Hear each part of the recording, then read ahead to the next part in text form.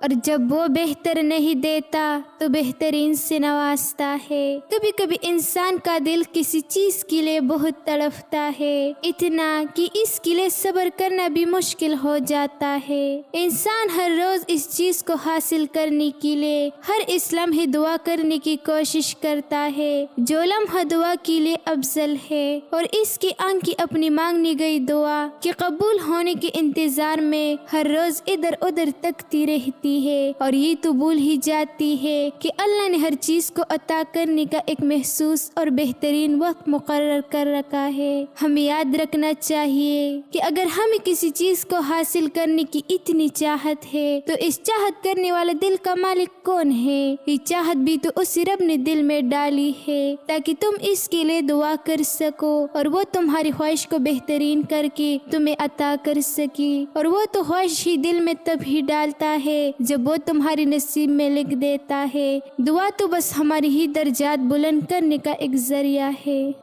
اللہ کا ہر فیصلہ ہمارے حق میں بہتر ہے۔ کبھی اللہ ہمیں بیمار کرتا ہے تاکہ ہم اپنی وجود کی بہتر دیکھ بھال شروع کر دے، کبھی اللہ ہمیں دکھ اور تکلیف دیتا ہے تاکہ ہم مضبوط ہو جائے، کبھی اللہ ہمیں ناکام کرتا ہے تاکہ ہم میں عاجزی پیدا ہو اور ہم متکبر نہ بنے، کبھی اللہ ہمیں غریب کر دیتا ہے تاکہ ہم غریب کا دکھ درد سمجھ سکے، کبھی اللہ ہم سے کوئی چیز واپس لیتا ہے تاکہ ہم اپنی پاس موجودہ چیزوں کی قدر و قیمت جان سکے۔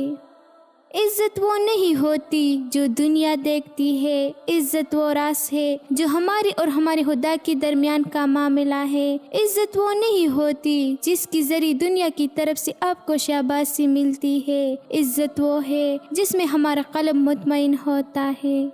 جب اللہ تعالیٰ کسی بندی کو اپنا قریب کرنا چاہتے ہیں تو اسے ایسی چیز کی طلب میں لگا دیتی ہے جو اس کی نصیب میں نہیں ہوتی، کیونکہ جب وہ چیز یا وہ انسان اسے نہیں ملتا تو وہ روتا ہے، زار و قرار روتا ہے، اپنی نصیب پہ روتا ہے، دعاؤں میں روتا ہے، نمازوں میں روتا ہے۔ جب ساری کوشش کر کے ہار چکا ہوتا ہے تو اسی وقت اللہ کا قرب حاصل ہو جاتا ہے، پھر اللہ اسے دکھا دیتا ہے کہ اس کے سوا اور کوئی نہیں اس کی سننے والا۔ اللہ ساری رشتوں کی حقیقت ہمیں دکھا دیتا ہے جن سے ہمیں بے پناہ محبت ہوتی ہے، اور پھر ایک وقت آتا ہے جب ہمیں ان محبتوں کی طلب باقی نہیں رہتی، دل ضد کرنا چھوڑ دیتا ہے، دماغ کو سکون مل چکا ہوتا ہے، اب ہمیں صرف اللہ کو راضی کرنے کی فکر لگی رہتی ہے۔ بہت خوش نصیب ہوتی ہے وہ شخص جسے اللہ تعالیٰ کی محبت حاصل ہو جائے۔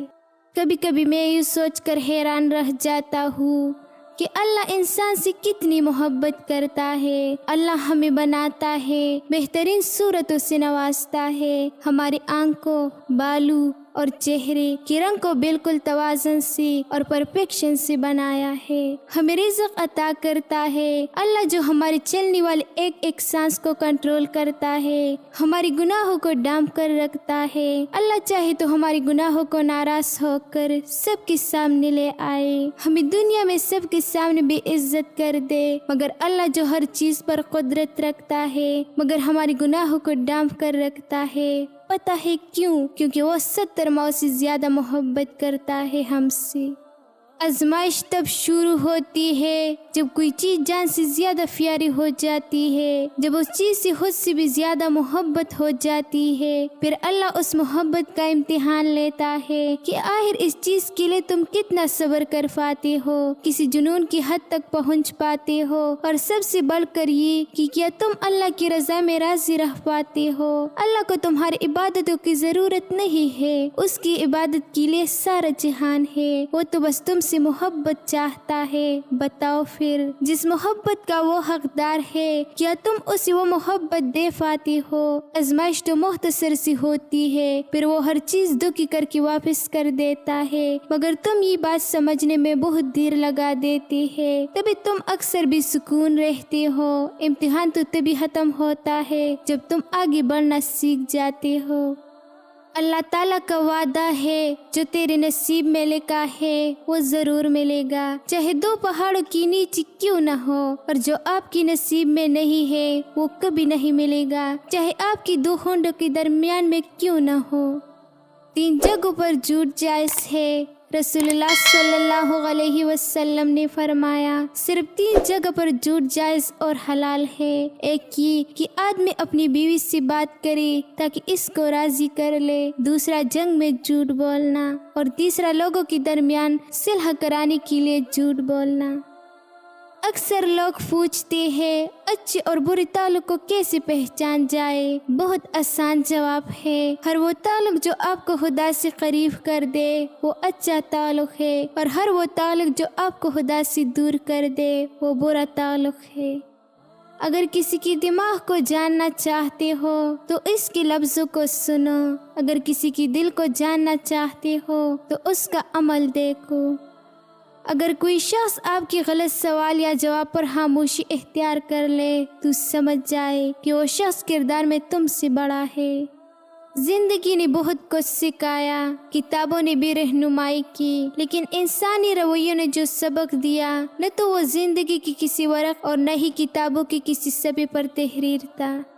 دشمن بنانے کے لیے ضروری نہیں کہ آپ کسی سے لڑائی کریں، بس حق اور سچ بولے۔ بے شمار دشمن آپ کو اپنے خاندان میں ہی مل جائے گی۔ دشمن ہمیشہ اپنوں سے ہی پیدا ہوتی ہے، کیونکہ اپنوں سے اپنے کی خوشیاں اور کامیابیاں برداشت نہیں ہوتی۔ کسی نے درویش سے پوچھا دنیا میں سب دکھی کیوں ہے؟ درویش نے ہنس کر جواب دیا خوشیاں سب کے پاس ہے، بس ایک کی خوشی دوسری کا درد بن جاتی ہے۔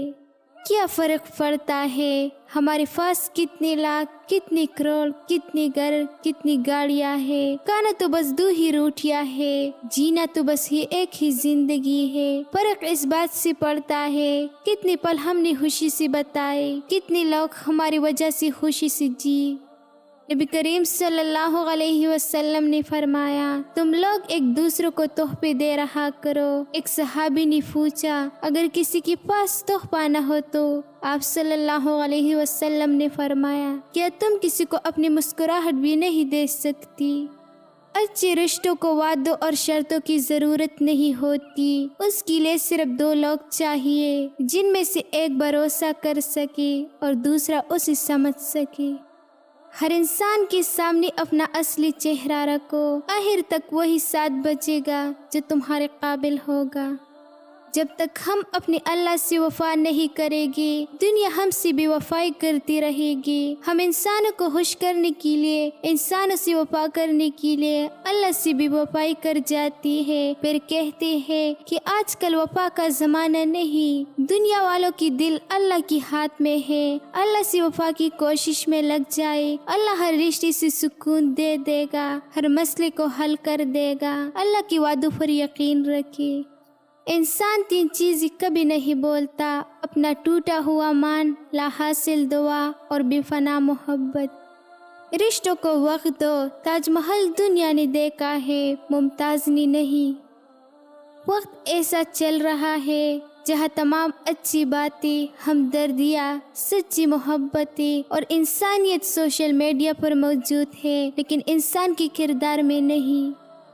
کچھ دروازے، کچھ راہیں جب وہ ہم اور بند کر دیتا ہے تو ہمیں ایسا لگتا ہے جیسے وہ ہمیں سزا دے رہا ہے، ہماری دعائیں نہیں سن رہا، جو ہمیں چاہیے وہ نہیں سمجھ رہا، جبکہ کچھ راستے ہماری ہی بہتری کے لیے بند کی جاتی ہے، کیونکہ آگے جا کر ہمیں ان سے زیادہ تکلیف ملتی ہے۔ یہ سزا نہیں ہے بلکہ یہ تو اللہ کی محبت ہے، اس کی حفاظت ہے، کیونکہ وہ ہمیں مسلسل تکلیف میں نہیں دیکھ سکتا۔ ہمارے فیصلے ہماری چاہت کے مطابق ہوتی ہے، جبکہ اللہ کے فیصلے ہماری بہتری اور ضرورت کے مطابق ہوتی ہے، لیکن ہم یہ بات اکثر بھول جاتی ہے۔ وہ سنتا بھی ہے، جانتا بھی ہے، دیتا بھی ہے، ہر بات کا علم ہے اللہ کو۔